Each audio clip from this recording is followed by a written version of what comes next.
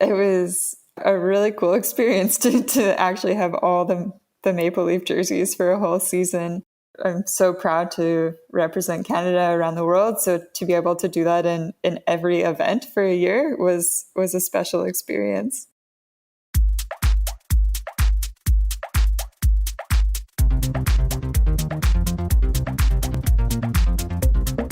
Welcome to the Canadian Cycling Magazine podcast. I'm Matthew Pioro, and with me is Matt Hansen. Hello, Matt. Checking in. Yes, you are checking in. How are your legs doing? Oh, they're just fine. It's been a few days since you wrecked them, but they're fine. Yeah, we'll talk a bit about that. I am guilty a bit of that, but my legs were pretty toasted too. Before we whine and whinge about what our ride did to us, Leah Kirchmann is on the episode today. She has been a significant force in Canadian cycling for more than 10 years. She's been to 2 Olympics, Rio and Tokyo, and she announced around the end of August that she would be retiring. So we are going to catch up with Leah and, find out what the last 10 years have been like and maybe what the future holds.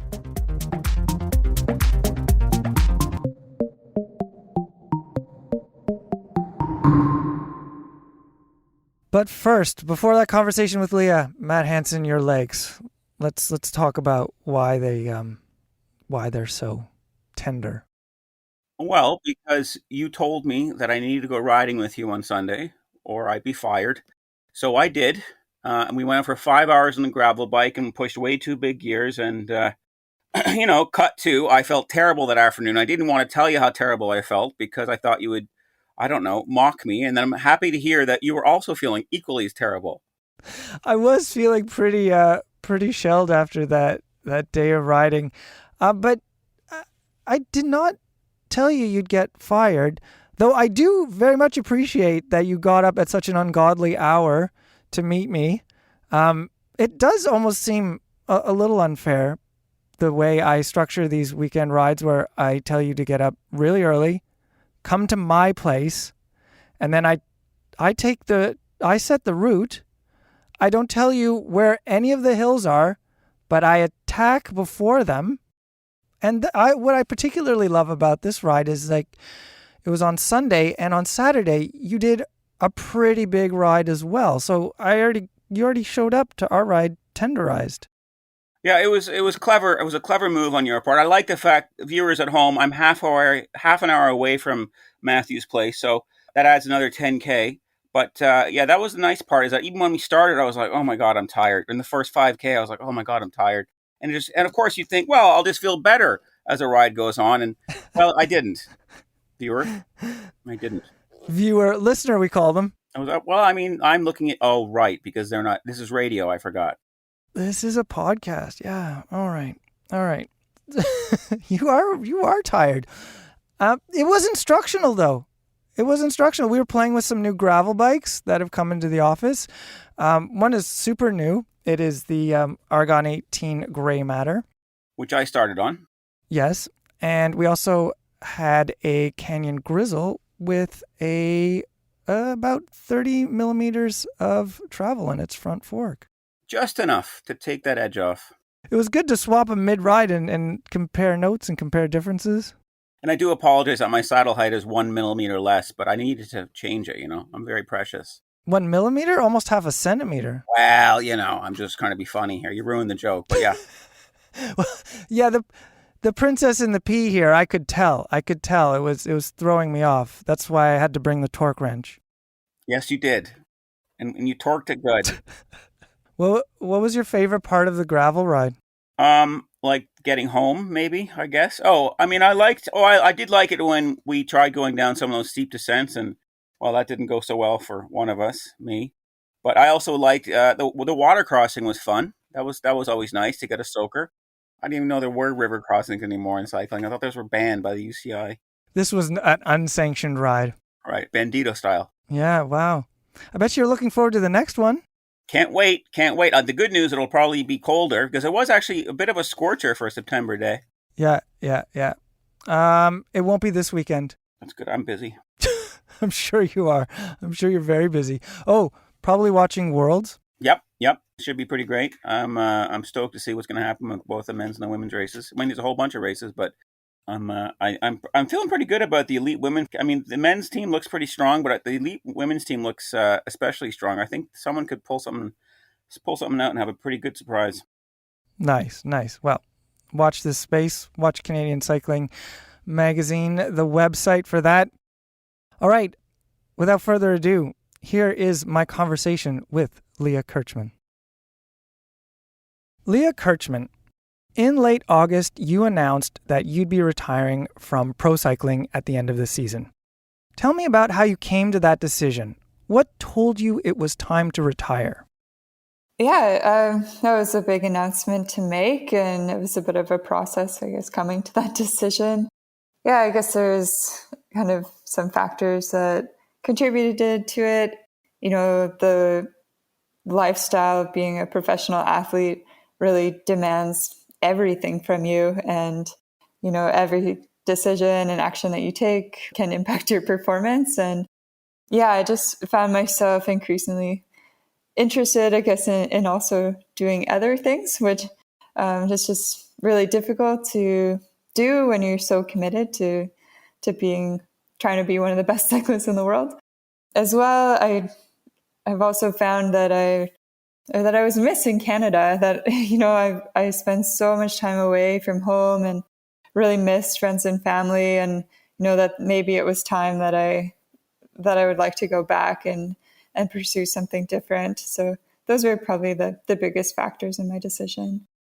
I want to pick up on a few of those things you've said, like the other things that have been capturing your interests and how the life of a pro rider is so all-consuming, maybe. Maybe that's too dramatic, but, you know, you can't mess around with your fitness or anything like that. But before we do that, I want to ask about your last race with your team, Team DSM. How was that race for you?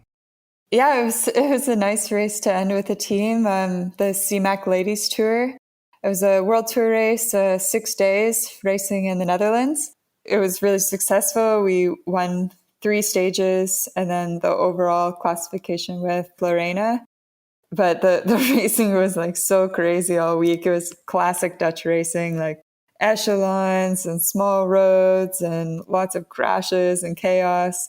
Some tough climbing stages in Limburg. Actually, it was nice. We were racing in my backyard here in Sittard and in Limburg. So it was kind of special to have a bit of a home race to finish with. Yeah, I finished that in a really nice way with the team getting the win. But at the same time, it kind of confirmed to me that I was okay to leave this kind of racing behind, that, you know, I'd survived a lot of these races. Were you in that race? I'm assuming your role was, I guess you had to help control at the front of the race for much of it. As you mentioned, your teammate Lorena Wiebes was leading, and she took the GC overall. So did it fall to you and some of the others on Team DSM to control things? Yes, that was definitely my main role for the race, was to keep it under control and get as many of the stages to finish in a bunch sprint. And I think Lorena's shown time and time again this season that if it's a sprint, then she's really the best in the world right now. So it's a motivating rider to ride for. And with this stage race, I think she really showed that she's more of an all-rounder than we thought. We didn't think that she really had a shot at winning the GC in this kind of racing with the hills and the time trial. But yeah, showed again that she's a world-class rider. So, as you mentioned, Sittard is your home base, or it's like your home away from home in the Netherlands. What drew you to that town in the south of the Netherlands? I ask because Girona and more Andorra seem to be pulling in the pros who are based in Europe. But why did you base yourself in Sittard? So I originally ended up here in 2016 when I first joined the team, because they had a team house set up in a small neighborhood nearby called Watersley. And it was just an easier transition, to live with other teammates and to just fully embrace the culture here. So I lived there for a few years, and then the team actually has since built a lot of apartments where more riders have come to live. So yeah, a lot of the other women and then U23 riders live in the same training center. Personally, I found it nice to live with teammates. You always have somebody to train with. And this location has also been quite convenient for accessing races, like especially in the springtime. We're right next to Belgium and in the Netherlands. So everything is just, a couple hours away and you can be back right after the race. And what's the riding like in that region? So I think it's the only hilly part of the Netherlands. So I quite like that. If anybody's watched Amstel Gold Race and knows the Kouwberg and those kinds of climbs, like that's really my backyard. So lots of short, punchy climbs. It's pretty great that almost every road has a bike lane or a bike path. So you feel quite safe as a cyclist in this region. It's a beautiful place to ride, like especially on a sunny summer day, then you can really enjoy the views. I'm sure maybe it's less pleasant on a blustery, rainy spring day. Yeah, it also can rain quite a bit in this region, I will admit. Now, you're in the midst of packing up and coming back to Canada. What do you think you're going to miss the most of your European home base? Yeah, I think like what I mentioned, the cycling culture is pretty incredible in the Netherlands. And I think that's definitely one thing that I'll miss a lot. And of course, I'll miss my teammates and the friends that I've made in this region. Your team, Team DSM, has been around for about 12 years. As you mentioned, you've been on it since 2016. How has that team changed in those years? It's evolved quite a lot since I first joined. Yeah, just the philosophy of the team is to keep challenging. That's the kind of the tagline and philosophy. And the goal is just, to continuously improve. And that's definitely what they do as a team. So, when I first joined to now, like one of the biggest changes I think has been in the support of the women's program. It really built from a smaller team to now it's just even more supported with every year. And I think just in terms of like the services that are offered by the team and the overall structure and what's going on behind the scenes, to even building this new training center here, all those things have been developed as I've been part of it. Before Team DSM, you were on Optum presented by Kelly Benefit Strategies. I don't miss the name. I don't miss the name of that team. It's always takes forever to say, but it's now Human Powered Health. But you're on Optum for 3 years. How did that team help you in your development as a rider? Yeah, so I was actually on the team for 4 years, but I really enjoyed my time with Optum. I think it had such a nice culture as a team, and just everyone was so nice, and we had a lot of fun going to all the races. And I think it did really allow me the opportunity to grow and develop as a rider with every year with them. Especially like from the first year on, then we started also coming over to Europe for blocks of time and, made a goal of targeting the team time trial at Worlds, for example. And definitely through the years with the team, I grew and developed as a rider myself. I've always thought of that team as secretly Canadian. Some of your teammates at the time included Annie Ewert, Denise Ramsden, Joelle Newmanville, and Lex Albrecht. And there are many in management who come from Canada. Did it feel kind of Canadian to you? I think so. We did have quite a strong Canadian contingent in both the staff and the riders. And I think that's also why I liked the culture so much. Yeah, really fun to have so many Canadians around. Both DSM and Human Powered Health are teams that have been around for a while. Stability like that seems pretty notable to me. In cycling, we do see squads disappear when sponsorship dries up or something like that happens. How does the stability of a team serve a rider like you? Yeah, I think it's impressive when teams demonstrate this kind of stability from year to year. And I think it, really shows that they're doing something right. And that's what we need more of in cycling. We need more stable teams and that can guarantee a future in the sport. And it means a lot, to riders and staff to have that kind of stability, because then I think you can really find your place and really grow within an organization.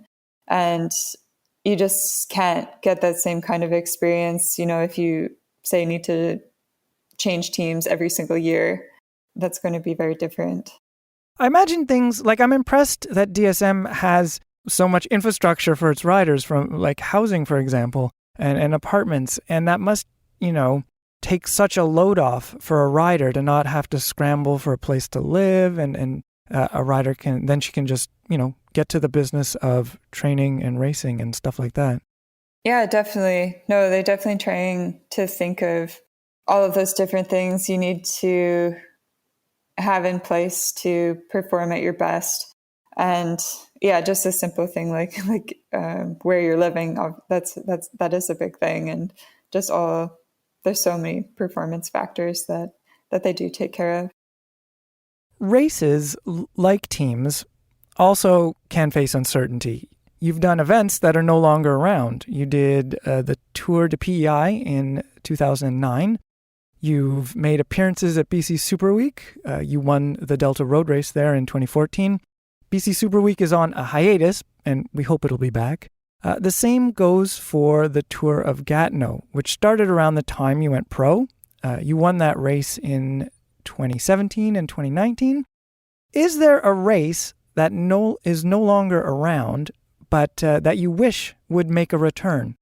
That's a great question. I want all those races to make a return. I think this is really what Canada needs right now. We need some races to come back so that, riders have opportunities to develop locally. Yeah, I remember Tour of PEI was my first UCI race. I think I was a guest rider for Team Atlantic there, and it was a really cool experience because I think it was one of Tara Whitten's first road races, and she was so strong that she ended up with the lead of the race, and then we were racing for the GC, and none of us really knew what was going on, but then she ended up winning the race. So yeah, for me, having a race like Tour of PEI was really a chance for me to develop and get some international experience in Canada. So yeah, I'd love to see that come back. Of course, BC Super Week was always one of my favorite race series of the year. Like just the atmosphere and, especially like a race like Gastown just is amazing for the fans and a fun experience as a rider. So definitely hope to see that back. And yeah, in recent years, like Gatineau has just been, I think, one of the most important development races with both the time trial and road race. Another one I would just love to see back. And yeah, maybe the answer is we need to get a few races that are scheduled well together that could convince teams to come and kind of make it a trip. Yeah, as we're speaking, the Quebec Grand Prix is on, and that is an event that has done much for the men's side of Canadian cycling, from helping riders to develop in Canada to attracting teams to come over. It's worth the trip for them. Kind of like what you're saying, it would be nice to have a similar draw on the women's side to bring all the heavy hitters to Canada, to North America for development and inspiration for the next generation. Yeah, and that would be a new race I would love to see on the calendar if they could add, a women's race next to the men's World Tour races in Montreal and Quebec. I think you could see some really exciting racing from the women on those courses. And maybe even trying to plan it next to the World Championships could be an idea. Oh, right. In Montreal. And did you ever do the World Cup in Montreal when it was around? No, Yeah, that was the same year I did the Tour PEI, but unfortunately I never got to race the World Cup there. Well, yeah, here's hoping some of those races do make a return. One of your favorite results was the team time trial win at the World Championships in Bergen, Norway in 2017. Tell me why that race and result is important to you. Yeah, this is really one of my favorite memories from my career. So the team decided to make the team target the team time trial this year, especially. And, the whole year we did a lot of training camps. We worked so specifically on equipment and timing and order and just training all the small details of the event. Yeah, going into this race, like we weren't the favorites. We were kind of the underdogs. We hadn't won a team time trial during the year before. And just everything on this day just seemed to fall together perfectly. Like we really rode a perfect race as a team, which almost never happens in cycling, or especially not team time trialing. It felt like almost, I wouldn't say effortless, but it's like everyone was doing their turns, exactly what they had to do. It felt like everybody got to use their strengths perfectly in this race. You could actually still recover in the group. It was so smooth. And yeah, in the end, we just rode so fast and came across the line and to take the win. Yeah, and it was just so unexpected at the same time. So I think that made it even more special. Then to top off the day, this is the day that the men's team, Sunweb, also took the win, kind of riding the same way. They also came in as underdogs, and we raced on exactly the same course, the same distance. And then, yeah, it was just so cool to have the men and the women really win together on the same day. One of my favorite results of yours, or set of results, was your run of wins at the National Championships in 2014. You won the TT, and then the road race, and then the criterium. After you won the road race, I'm pretty sure I wrote a story with a spicy title, Can Leah Kirchmann Be Stopped? It's driving me nuts because I can't find that story right now. I'm 99% sure it went up after the road race online. But I love that you answered that question emphatically. It was no. That year at Nationals, you couldn't be stopped. What was it like having 3 Maple Leaf jerseys for a season? I do remember this Nationals fondly, and it was a really cool experience to actually have all the Maple Leaf jerseys for a whole season. I'm so proud to represent Canada around the world. So to be able to do that in every event for a year was a special experience. Let's talk about La Course by Le Tour de France. You rode that race 8 times. You were on the podium at the inaugural event. You were 3rd in 2014 and 2nd in 2019. What's the significance of that race that you attended so many times? Yeah, this was always a significant race on the calendar because I remember back in 2014 with the first edition, like it was such a big lead up to the race. There was a petition for a women's Tour de France, and really a group came together to put pressure on the ISO to include the women again. And then we ended up having this event. And then it was even more special that Optum got an invitation to race that year. So there was this whole build up to it. It was a significant event because it had been years and years since the women had competed in the Tour. So there was a stage race in the past, but it had just been absent from the calendar. So yeah, from the start, we thought this is a huge opportunity. Everybody knows the Tour. It's a big platform. And this is a place that cycling we can grow the race from. Start with one day and then hope for a stage race. Yeah, now we saw that that's what it turned into this year. We have a stage race back on the calendar.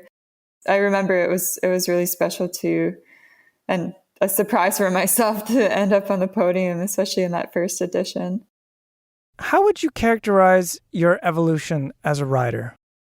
Been quite an evolution over the years. Just if I describe it in terms of strengths and things like that. Then when I first started out, I was definitely more of a pure sprinter on the road. And yeah, something like time trialing was a big weakness, and I struggled on climbs.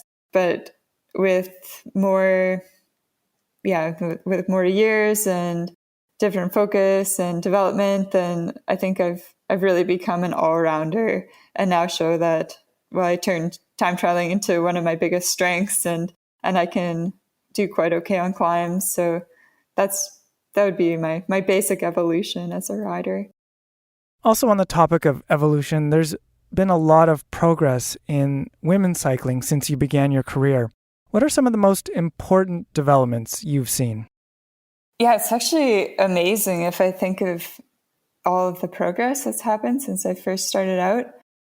Some of the biggest changes have been the implementation of the Women's World Tour. It was quite significant. So now we have a World Tour series, and this was started in 2016 and replaced the World Cups. But with the World Tour, they also made World Tour teams, and now we have different, I guess, categories of teams, and there's also minimum standards that are required to compete at that level. So I think it just ensures a better environment for riders at the top end of the sport. Along with that, they recently introduced the minimum wage, which is huge because it means that more and more riders are able to compete full time as a pro, whereas in the past, like I would say, most women didn't make enough of a salary to actually live off of competing as a pro, and had second jobs or had to do other things to get by. Those are definitely some of the biggest changes. And just in terms of like the race calendar that we have available to us, that it's growing so much every year, and there's great standalone women's races, and you see a lot more of the big, what were traditionally big men's races now also have a women's race as well. So I think that's a sign of progress. What would you still like to see in women's pro cycling? What are the next steps? Definitely still progress to be made. I think one thing is that there's been such a focus on the World Tour level of the sport and the top end that I think there needs to be focus as well on, the continental level and on rider development. Yeah, the kind of the tier below. Because I think it's quite hard to make the jump all the way up to the highest level of the sport. I think there's also space for something like more under 23 races that would also help with that rider development and transition, where right now it's kind of a big change to go from junior into the top and elite right away, compared to with the men's side where they have U23 races. And I think we do see this change starting to happen. Like this year at Worlds, there's a U23 jersey and category, but it's actually within the elite race, which is a little bit strange. So I think most riders would like to see it separate in the future, really to have a standalone race. That would be one change. And then I think just striving for continuous equality between the men's and women's side of the sport in terms of rider support and salaries and prize money and media exposure. All of that can still be improved. You're part of the Cyclists Alliance, which provides support to female pro cyclists during and after their careers. Can you tell me more about that organization and some of the things you've helped out on at the Cyclists Alliance? Sure. So, it's been really great to work with the Cyclists Alliance. It was first started by a group of current and retired pros, and now it's being led by Iris Slappendel. She was a Dutch racer. It's basically a women's cycling union. We're still we're striving for official recognition by the UCI, but while we're waiting for that, we're still working to provide all the services and represent the riders as best as possible. yeah, there's just so many things that the Cyclist Alliance does with the aim of improving the sport and really, yeah, taking care of the riders and speaking up for riders. It's hard to say even everything they're doing, but some things are like providing mentorship opportunities, connecting pros with developing riders. They provide, legal services if someone has an issue with a team or, needs help for, really anything. Like if they're experiencing harassment or have a bad experience, then this is somewhere that's safe that they can come and get help. Even, help reading contracts, just providing webinars on different important topics. Like there's, so much that's being offered that I think it's really valuable to become a member. Yeah, it's amazing all the things that a rider has to negotiate. I'm sure very few riders get into cycling and say, I can't wait to pour over a contract. Or worry about stuff like that. So, that sounds like a pretty important organization for all riders. What's a piece of advice that you might give a young rider who's keen to race her bike and possibly pursue a career as a cyclist? Yeah, it's a great question. Yeah, I would say like my best piece of advice is to keep it fun. We ride our bikes because it's fun. So even if while you're striving for big goals and trying to develop and always get to the next level, like always try to come back to the reason that you're doing it and find ways that continue to bring you joy. When I spoke with Swain Tuft about his pro career, I asked him about public speaking. He's done a bit of it because of cycling, and it's something he didn't like at the beginning. It's a skill, though, he developed and has grown more comfortable with. I'm wondering, are there any skills or things that you've had to learn as a cyclist that you didn't expect you would have to? I think you become very good at understanding and planning logistics as one thing and being adaptable. And like, I almost feel like I could probably be a travel agent now because of all the experience I have. And I know all the travel tips and how to adjust to the situation. So that's probably a big one. Speaking of travel, as this episode is coming out, the World Championships in Wollongong, Australia are going on. And then after that, you have a lot of travel. But on the World Championship races, what are your thoughts on the road course that's there in Australia? Yeah, I think it's going to be a really challenging race. There's quite a lot of elevation on the course if you've seen a map or the profile so far. Yeah, it's quite a lot of elevation and it's a technical course. So I think we're going to expect quite a hard race, but we have a good team for it. I find it funny that there's a climb. It's not the major climb, but there's a climb called Mount Pleasant, and I imagine that'll be very unpleasant. Probably anything but pleasant on your bike. And what's next after the racing wraps up for you? Yeah, I'm very excited. I have a small vacation planned once the race wraps up. I'm going to stay in Australia for a couple of weeks, first with a Canadian friend who lives in Sydney, and then I'm going to travel up the East Coast and do a bit of a bus tour and check out some cool locations. Will there be any cycling involved, or will it be a complete vacation from the bike? I think it's going to be a complete vacation from the bike, but I'm still planning it to be a very active vacation. I would love to go for some beautiful hikes and go snorkeling and still movement, but maybe some time away from the bike. Do you have, following that vacation, any immediate plans or things that will keep you busy or possibly be moving you into the next chapter? Yeah, so at the moment, I don't have any set plans. I have a lot of ideas and things like that, but I've also been kind of purposely trying to wait until after World Championships and after my trip to really fully explore them. But one thing I am currently doing and intend to keep doing into next season is that I'm acting as the managing director for Global Relay Bridge the Gap Fund. I don't know if you know much about the organization. Well, remind us. I know it was started quite a few years ago, and it has a lot of board members. Like I believe Kevin Field is on it, as well as I know Ryan Anderson is involved. Maybe Will Rutley still. Yeah, so it was founded originally by Ryan Anderson and Will Rutley, and then now the board members are Kevin and Swain, Ryan, Andrew Pinfold, and Aaron Willick. So quite a lot of top racers from Canada.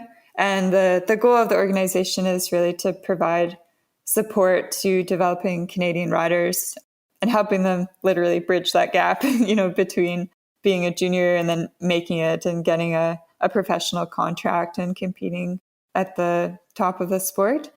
Yeah, we do that through different ways. So one is just providing grants. We also started a mentorship program and have hosted some webinars to get the information from, experienced Canadians in the sport to those athletes and coaches that might benefit from hearing it. Yeah, so I'm quite motivated. Like we have a lot of flexibility and opportunity to be creative there. So yeah, I'll continue my work with them. I find that interesting because as you said earlier, you identified maybe something that needs to happen in women's pro cycling, which is making that leap from junior to pro. And here you are at Bridge the Gap, which is, you are actively helping to change that. I guess so, yes. Oh, and I just wanted to add that it's been really nice that we got Carol Ann on board as well this year, and she took over the mentorship program and has been leading a lot of great initiatives like a camp and a Canadian Cup series. You have a degree in nutrition and public health. I've mentioned in previous interviews that we've done that your banana oat pancakes are probably one of the most popular recipes we've ever run. On a scale from 1 to 10, 10 being highly likely, what do you think is the likelihood of you working in the field of nutrition after racing, or maybe in relation to racing? It's a great question. It could be like a 6 or a 7. I don't know. I do really love food and cooking and nutrition, so I think it will be a part of my life in some way. At the top of the interview, you mentioned, as you were thinking about retirement, and there were other things that were capturing your interest that maybe were on or off the bike, I'm not sure. But what were some of these other things that are, capturing your interest?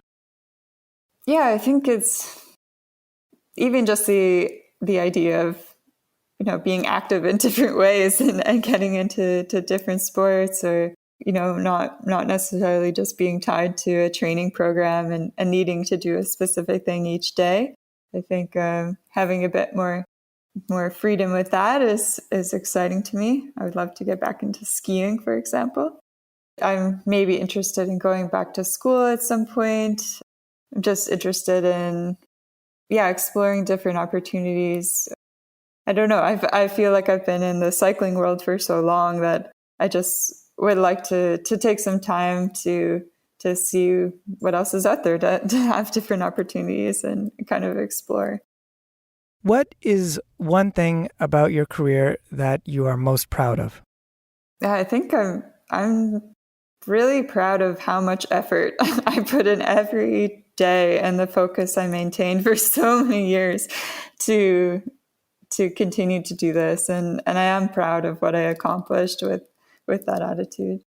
Well, Leah, it's been really fun following your career. I've enjoyed it, and all the best on your future endeavors. Best of luck. Yeah, thank you so much.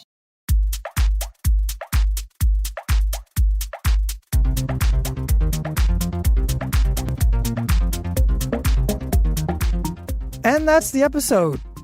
It's written and edited by me, Matthew Piaro. I had help from Matt Hansen. Thank you, Matt. You're welcome. I don't know why just a simple "you're welcome" throws me off. I'm like, wait, what's next? What's coming next? You're welcome? That's it?